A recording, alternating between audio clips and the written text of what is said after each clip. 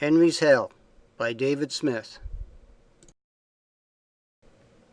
The man was sitting at his kitchen table drinking coffee and enjoying the breeze.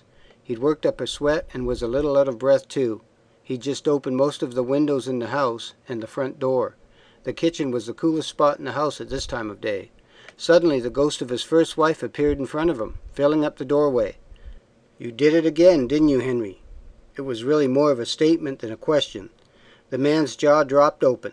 He'd never seen a ghost before. He could see right through her, but she was there. Where'd you come from? How'd you get in here?" He could hardly get the words out. "That's not important," she said. "You're the reason I'm here. You'll never leave this house, Henry," she said as she floated, rather than walked across the room and began shutting the windows. He shook his head as if to clear his eyes, but the ghost was still there. She closed all of the windows and then slammed the front door. "All of the windows and doors are locked in your little house. This is the last place you'll ever be in," she told him, "in this world." He didn't say anything, but walked over to a window and tried to open it. It wouldn't budge. Henry hit the window with his fist, not as hard as he could, but hard enough to break it. He was surprised the glass didn't break. He went to the front door and tried to open it, but couldn't. "You can't trap me, Lois," he told her. Henry walked back into the kitchen and grabbed a heavy wooden chair from the dinette set. He walked back to the living room and raised the chair to the window. "Just watch me break my way out," he told her defiantly. He hit the window as hard as he could several times, finally breaking the chair, but not even scratching the glass. He looked at the window, then down at the remaining piece of the chair in his hands in disbelief, and tried again with another chair. Panic seized him as he went from window to window trying to break out. Lois's ghost had been laughing throughout this ordeal. Henry threw the last chair leg at her, but it went right through her and she continued laughing.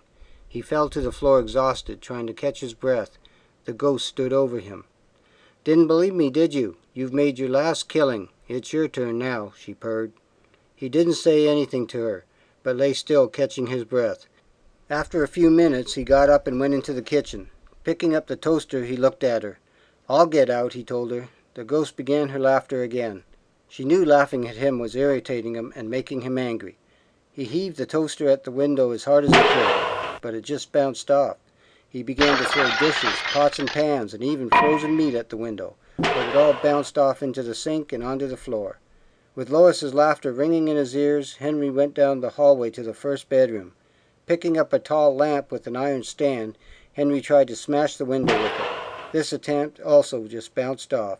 He walked back into the living room and slumped down on the couch. "Why did you do it this time?" Lois asked. Henry looked up at her and shrugged. "She was going to call the police," he answered sheepishly. "I had to." "She was calling them because you beat her up in the first place, just like you used to do to me." "How long did she put up with it for?" Lois asked. He shrugged again. "It's not my fault. She wouldn't do what she was told." "Didn't she iron your shirt properly? Forget to take out the trash? Or was your dinner cold?" Lois asked. "How do you expect to get away with this one? She's in there with a telephone cord wrapped around her throat. You were lucky with me. You were able to make it look like an accident." "I'll think of something," he assured her.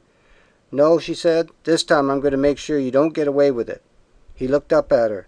"What do you expect to do?" he sneered. "I've already done it. You're trapped," she answered. "Ha!" he grunted. Henry looked around the room, not believing his predicament. Lois began laughing again. Then he got an idea.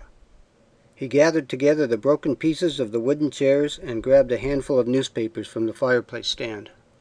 He stacked it all against the front door, then crumpled up some of the newspaper and put it in between the wood. Taking a lighter out of his pocket, he set it on fire. Now he began laughing hysterically. "You'll see. I'll get out, even if I have to burn the house down." Lois joined him in laughter, but from a different point of view. As the flames worked their way up the door, they instantly devoured the drapes. The room began to fill with smoke. Henry stopped laughing and began coughing.